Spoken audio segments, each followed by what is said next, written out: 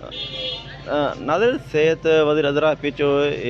शहर तक सरकारी जो अस्पताल पीपल्स मेडिकल यूनिवर्सिटी ये नवाबशाह जो अस्पताल है ये नवाबशाह में का भी जो बुनियादी सहूलत न मरीज़ को दवा न मिले और जो मरीज़ सख्त परेशानी वाले ब्याज तीन मरीज़ जो वार से तमारा खनू थे छा कुझु साईं कोला मुराद मशमा शुक्रगुजार हैं शुमा इंदा विजिट खुदो इंदी मर्दमी हाल वाला फुला खने दे कोला मेन मकसद हमेशा जो इंदा साइमी रोशे मैं इंदा हुना खतो तड़पगा इंभरा रोगा अंबरा रोगा खास दाद फरियाद न खनगे हमारे अलावा जेरीमल मैं हर खान बाद सुबह में सोशल मीडिया मर्दमा सोशल वर्कर आइंदा अवामी खिदमत करना हमारे फदात छिए मना के थरथला मागतो तब जब मना रिपोर्ट है इसे सामिया दादाश पर्ची जो रिपोर्ट है आगा खाना खने ने इंदी रिपोर्ट है मुतमिन न्यू आला इदारा गुशो आई वजीर सेहत गुशो तो मेहरबानी के नवाबशाह अस्पताल जो लेबॉरेटरी हमारे चश्मा फाल करे इंदी जो अमलो है हमारे चश्मा मतलब यो पेजो आगाही दे दे जो इंदा फैसिलिटी आम आवाम दे दे आम आवाम से दरपा दे इंदा गिरे तो मर्दम वापस रोगा लेकर इंदा इलाज को मुयसर ने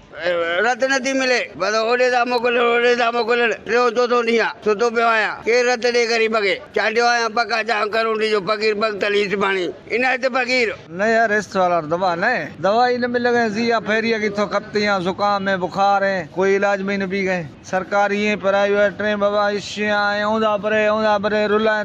तो मैं ला कष्ट दवाई नहीं इलाज ही नहीं इतने को नवाबशाह अस्पताल में आया हूँ असा जो भी हमारा एक्सीडेंट थी हो मैं असा इतने जी आया हूँ को दवा असा के मतलब को सुठे यारो को डॉक्टर सां प्यार में ॻाल्हाइण लाइ तैयार ही ना आहिनि सिफारिश जो आहे उन जो मालिकी आहे हर शइ आहे असां ईअं किरिया पिया आहियूं का ख़बर असांखे नथो पए हाणे असांजो जेको पंहिंजो मरीज़ आहे हाणे असांखे कराची था शिफ्ट करनि कंहिंजे बि काल था करनि वॾे माण्हुनि जो उन्हनि जो मालिकी थिए थो असांजो मालिकी न आहे असां ईअं किरिया पिया आहियूं इंदा अस्पताल में जो मरीज़ थवार अशके है कुछ